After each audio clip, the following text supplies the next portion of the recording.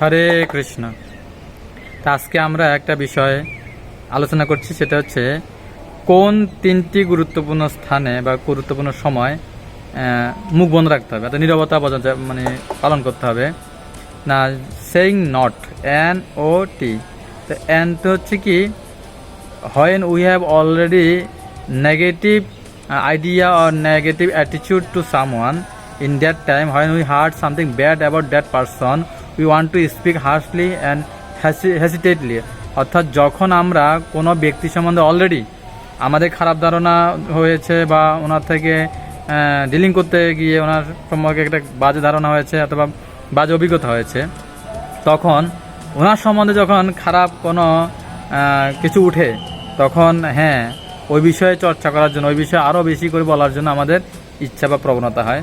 তো বাচবেগ অর্থাৎ মনে বাক্যের বেগ দমনের প্রথম অন্যতম হচ্ছে গীতাতে যে ভগবান 17তম অধ্যায়ে বলেছেন বাচবেগম। তো সেখানে একটা বিষয় হচ্ছে কি না, এই সময় কথা বলা বন্ধ রাখা, and not speaking in the time when something bad is going on about somebody. I have already bad experience with that person, so in that case we should not speak.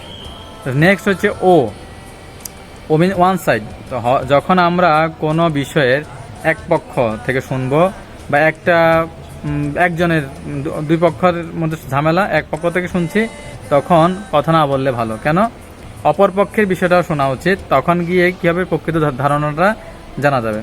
এই জন্য এই সময় মুখ বন্ধ রাখা উচিত, যখন এক পক্ষের কথা শুনে কিছু কমেন্ট না করা, বক্তব্য না দেয়া। 3 নম্বর হচ্ছে কি NOT, মানে ট্র্যাক রেকর্ড। যখন আমরা দেখব যে if somebody is not taking or listening my correction or my advice, যখন আমরা দেখব যে কেউ আছে, যেমন আমি অনেক তাকে ভালোর জন্য, সংশোধন করার জন্য তাকে কারেকশন করছি বা উপদেশ দিচ্ছি বা নির্দেশনা দিচ্ছি, তখন তিনি সেই মতামতটাকে গ্রহণ করছেন না এবং সেটাকে অবজ্ঞা করছেন, তখন বলা হচ্ছে এই সময়ও নীরবতা পালন করা উচিত, বজায় রাখা উচিত। তাই আমরা আজকের এই আলোচনা সেখান থেকে বুঝতে পারলাম যে 3টে সময়, 3টে জায়গায় যদি আমরা কথা বলা বন্ধ রাখি, তাহলে অনেক কিছু থেকে আমরা মুক্ত থাকতে পারবো।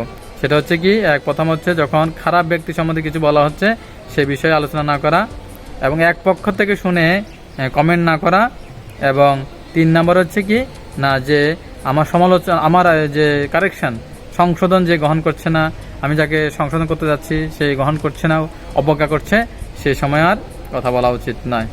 হরে কৃষ্ণ।